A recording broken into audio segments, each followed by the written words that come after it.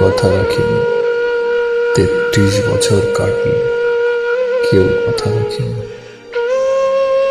ছেলেবেলায় গোষ্ঠবিতার আগমনিকা হঠাৎ থামিয়ে বলেছিল, শুক্লা দ্বাদশীর দিন অর্ধরাটুকু শুনিয়ে যাবে।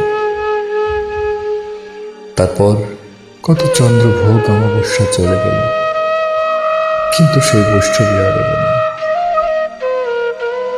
25 বছর প্রতীক্ষায় আছি। মহাবারের মাঝে নাবির আলী বলেছিল, বড় হও দাদা ঠাকুর, তোমাকে আমি 3 প্রহরের বিল দেখাতে নিয়ে যাব। সেখানে পদ্ম ফুলের মাথায় সাপ আর ভ্রমর খেলা করবে।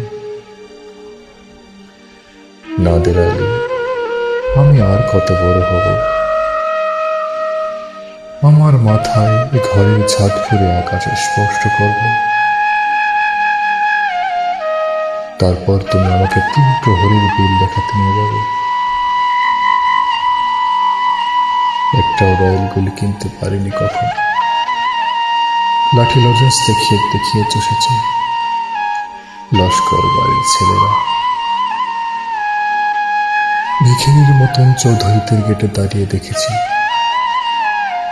ভিতরে রস উৎসব। অবিরল রঙের ধারার মধ্যে সুবর্ণ কঙ্কর পরা ফস্যজন্য কত রকম আমোদে হেসেছে। আমার দিকে তারা ফিরেও জানে না। বাবা আমার কাছে শুয়ে বলেছিল, দেখিস একদিন আমরা।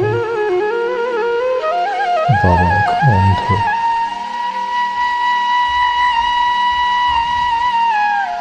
আমাদের দেখা হয়নি কিছু। সেই রয়্যালগুলি, সেই লাঠি লজেন্স, সেই রাস উৎসব আমায় কেউ ফিরিয়ে দেবে না। বুকের মধ্যে সুগন্ধি রুমাল রেখে বরুণা বলেছিল, যেদিন আমায় সত্যিকার ভালোবাসবে, সেদিন আমার বুকে এরকম আতরের গন্ধ হবে। ভালোবাসার জন্য আমি হাতের মুঠোয় প্রাণ নিয়েছি। দুরন্ত সারের চোখে বেঁধেছি লাল কাপড়। বিশ্ব সংসার তন্ন তন্ন করে খুঁজে এনেছি 108টা নীল পদ্ম। তবুও কথা রাখিনি বলুন। এখন তার বুকে শুধুই মানুষের গন্ধ। এখনো সে যে কোনো নারী। কেউ কথা রাখে না। 33 বছর কাটল, কেউ কথা রাখে না।